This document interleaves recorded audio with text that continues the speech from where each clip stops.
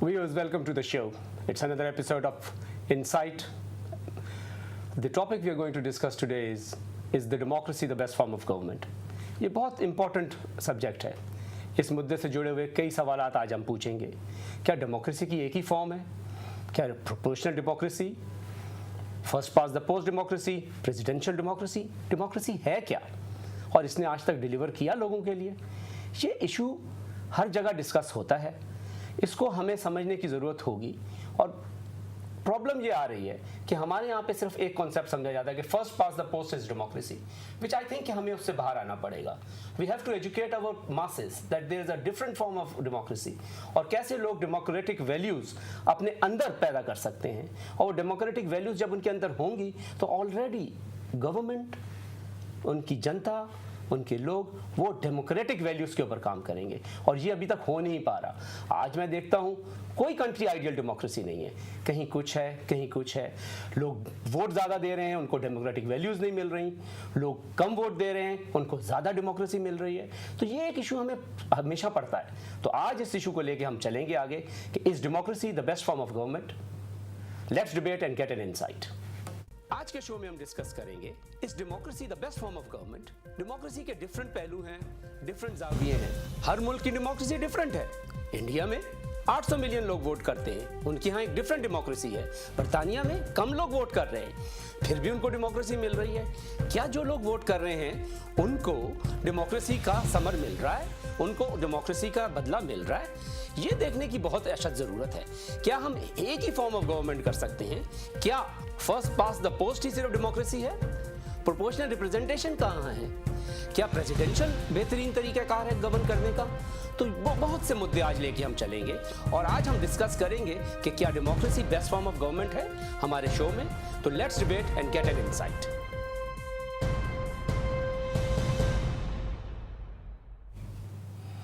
Welcome back viewers. आज का ये मुद्दा डिस्कस करने के लिए हमारे साथ स्टूडियो में एक स्टार स्टडेड गेस्ट लिस्ट मौजूद है. हमारे साथ इस वक्त Sadaf Chaudhary, she is a leading journalist and writes about Middle East and South Asia. हमारी दूसरी तरफ से रिदा वैस हैं. शी हैज़ डन लॉ और उन्होंने रिसर्च किया हुआ है issue regarding comparative context, law and politics.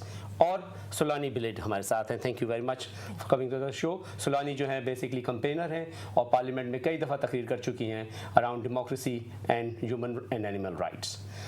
Welcome everybody. I think we'll start with the show with a bit of context. मैं सेट करना चाहूँगा.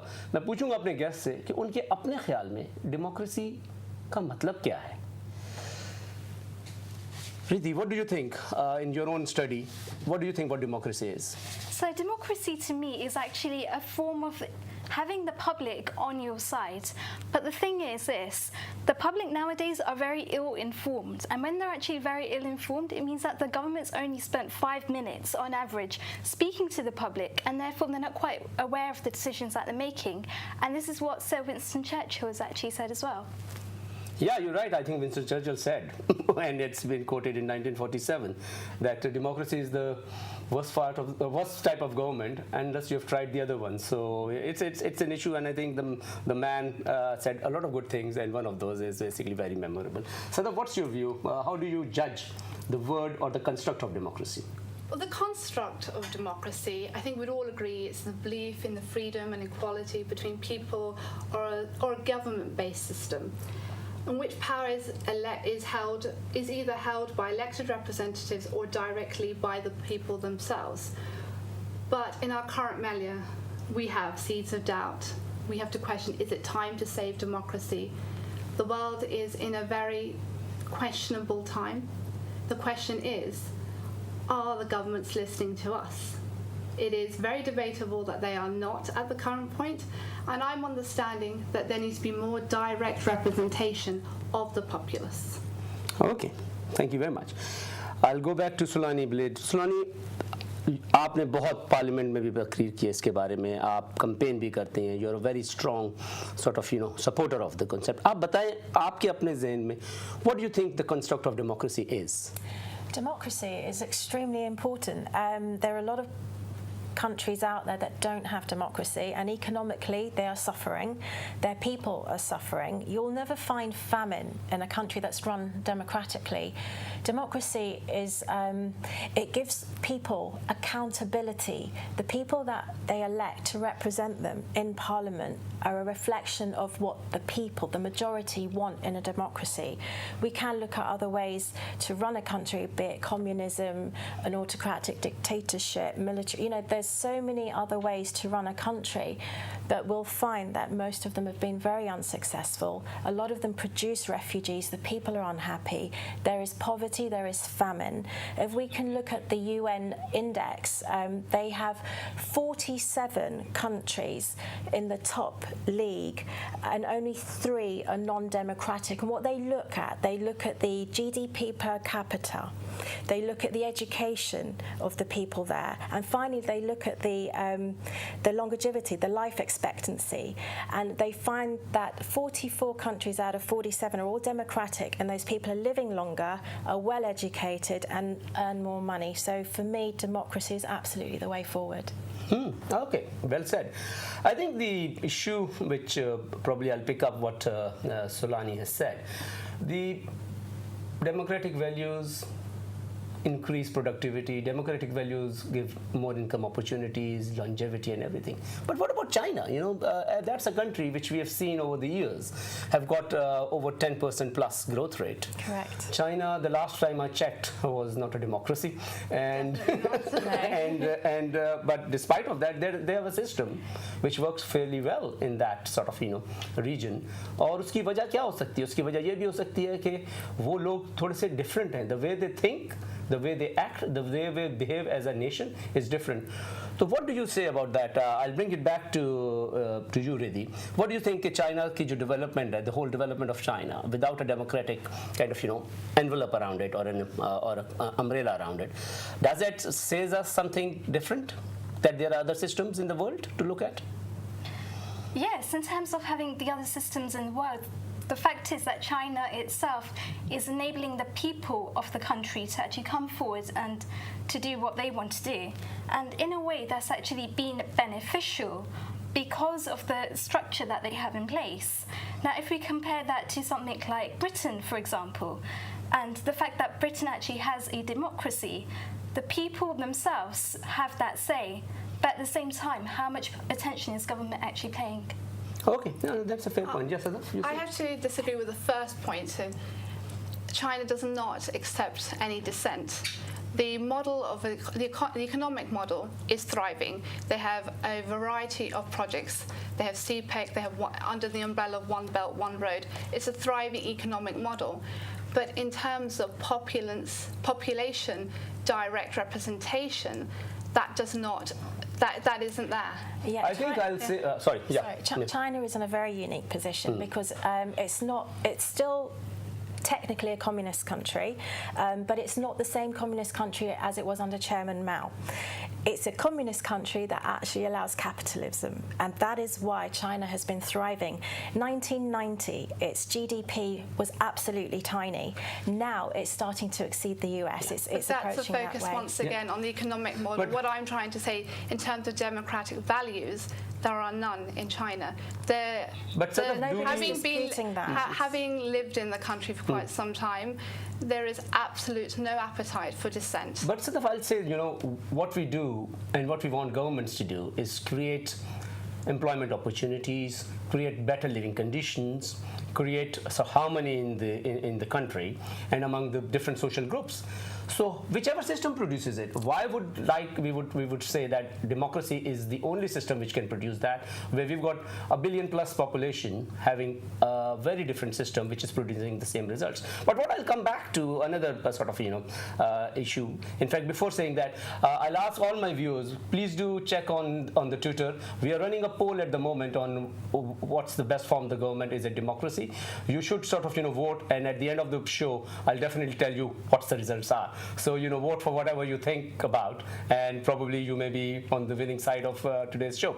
So coming back to the construct of democracy and the Chinese, what I see is in the Western countries that there's a little bit of lack of interest in democracy. For example, if you see how many people go to vote in Western countries. For example, if we take up UK even, how many people in UK go to vote, and how many people in India go to vote? We've got 800 million plus population who is registered voter, and they do vote electronically. Even in England, we cannot have that kind of system. So I'll ask Saloni, what's your view? That people in UK are voting, patrons are going down, or the sort of stats are going down. In India, people like to vote. There's a huge body of knowledge. I'll refer to one of the LSE's research on why India votes by Dr. Malika, and she sort of puts that in a proper context. But tell me, what's the difference? Why there's so much fervor about democracy in India, and then in the Western world we see that there's a bit of decline? I think there's been a decline in the Western world because people are quite complacent. The suffragettes, the women got to vote. It's now been 100 years, so people don't always bother. They take it for granted. In India, the recent BJP won. They've won the world's largest democratic election because for once they actually had two opposing parties. You had Congress and you had BJP. So when you suddenly have an option of something different, an alternative, it gives you an incentive to go out there and use your vote, and hence the landslide victory of President Modi. I think you're right, but the other issue I've kind of come across, and a lot of people talk to me about it, they write to me about it, is that in our country where we've got a bit of complacency around democracy, we get better democracy delivered. In countries where people are very much excited about democracy, do in India people get the kind of rights they have voted for? What's your view on that? I want, to clarify, what better form of democracy are they given? To your first point, I think in the UK, for an example, we are in a situation where there's political fatigue.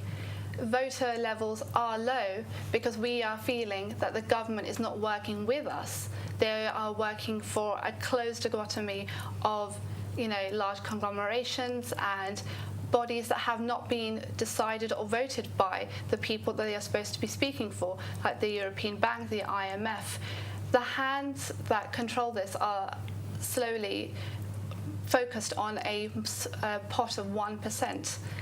Diversity in the 21st century isn't represented at all in our political voting system currently in the UK. That's why we have such an issue with Brexit.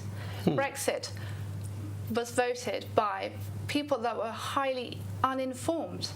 They voted to leave on the premise that they would be given a certain, a response of they would be provided extras.